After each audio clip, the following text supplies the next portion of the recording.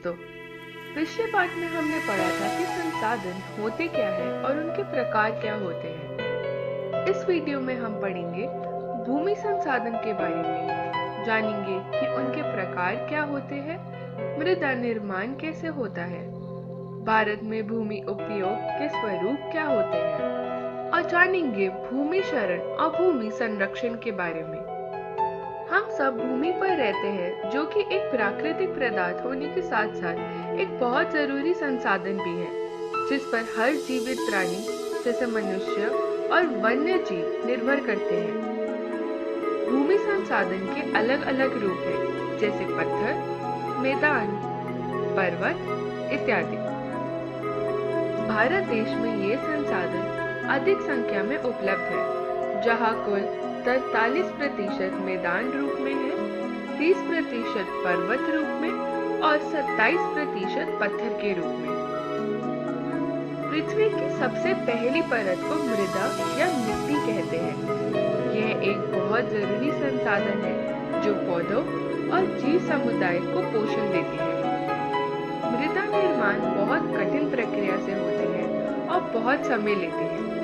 मृदा निर्माण अलग अलग कारणों से हो सकती है, जैसे चट्टानों के टूटने से, जैविक परिवर्तन से, जलवायु, वनस्पति, समय या तापमान में बदलाव की वजह से भी हो सकती है।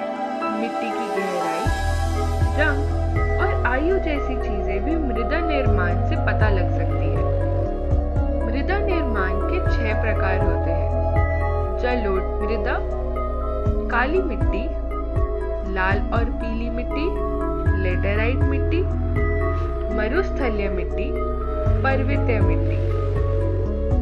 ये मिट्टी बहुत जरूरी मानी जाती है, जो कि भारत के कई राज्यों में मिलती है, जैसे उत्तर भारत और राजस्थान। ये मिट्टी सिल्ट, बालू और मृत्तिका से बनती है और रंग धुंधला से लालिया होता है। ये मिट्टी गेहूं, मक्की और चावल उगाने के लिए बहुत अच्छी मानी जाती है। ये मिट्टी भारत के कई देश जैसे तमिलनाडु, कर्नाटक और गुजरात में पाई जाती है। ये मिट्टी ज्वालामुखी के विस्फोट से बनती है और काली होती है क्योंकि इसमें पेट्रोलियम और लौह मौजूद होता है। यह मिट्टी कपास, गन्ना, प्याज की खेती में काम आती है। यह मिट्टी तमिलनाडु, गोवा और उड़ीसा में मिलती है। सिंचाई की मदद से इस मिट्टी से तंबाकू और मूंगफली इत्यादि जैसी चीजें उगाई जा सकती है। यह मिट्टी उच्च तापमान वाले देश जैसे केरल और असम में मिलती है। सही तरह की तकनीक के प्रयोग से इस मिट्टी से चाय और काजू उगाए जा सकते हैं। इस मिट्टी का रंग लाल या भूरा होता है और ये पंजाब, हरियाणा और राजस्थान में पाई जाती है। इसमें वनस्पति खनिज का अभाव पाया जाता है और सिंचाई की मदद से इसमें चावल और गेहूं भी उगाए जाते हैं। ये मिट्टी पहाड़ी और पर्वतीय क्षेत्रों में मिलती है, मगर इनकी मात्रा कम होती है।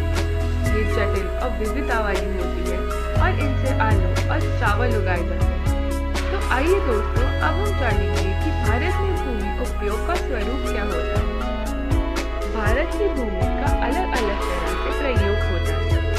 देश जैसे पंजाब और हरियाणा में कुल 80% भूमि पर खेती होती है। भूमि वन को बनाने के लिए भी बहुत जरूरी होती है।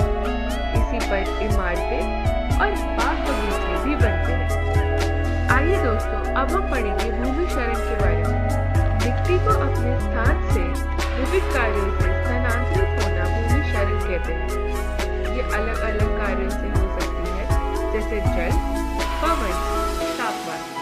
इससे कई दिक्कतें पैदा हो सकती है, जैसे कि मिट्टी की नमी कम हो जाती है और साथ ही साथ भूमि में जल की क्षमता भी कम हो जाती है। तो हर इंसान के लिए भूमि बहुत जरूरी होती है, क्योंकि उसी से इंसानों को भोजन भी मिलता है, जिस वजह से बहुत जरूरी है कि हम भूमि का सही से प्रयोग करें और कोशिश करें उसे और मजबूत बनाने की। तो कई तकनीकों का प्रयोग करके भूमि की हालत को सुधारा जा सकता है, जैसे कि फसल चक्र से, जो कि मिट्टी के पोषण को बचा सकता है। गेहूं, आलू, प्याज को उगाने से मिट्टी में घास उग सकता है।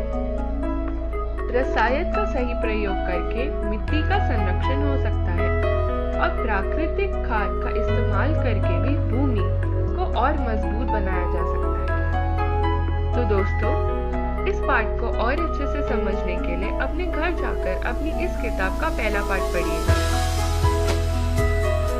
तो इस वीडियो में हमने सीखा कि भूमि संसाधन क्या होता है और उसके प्रकार क्या होते हैं, जाना कि मृदा निर्माण कैसे होता है और पढ़ा कि भारत में भूमि उपयोग के स्वरूप क्या है। साथ ही साथ हमने जाना कि भूमि क्षरण और भूमि संरक्षण क्या होता है। तो दोस्तों, अगली वीडियो में हम पढ़ेंगे जल संसाधन के बारे में, जानेंगे कि जल संसाधन का वितरण कैसे होता है और पढ़ेंगे कि जल संसाधन का उपयोग कैसे होता है। पढ़ेंगे जल संकट के बारे में, जानेंगे जल संरक्षण एवं प्रबंधन की आवश्यकता के बारे में और पढ़ेंगे कि सोन परियोजना क्या होती है।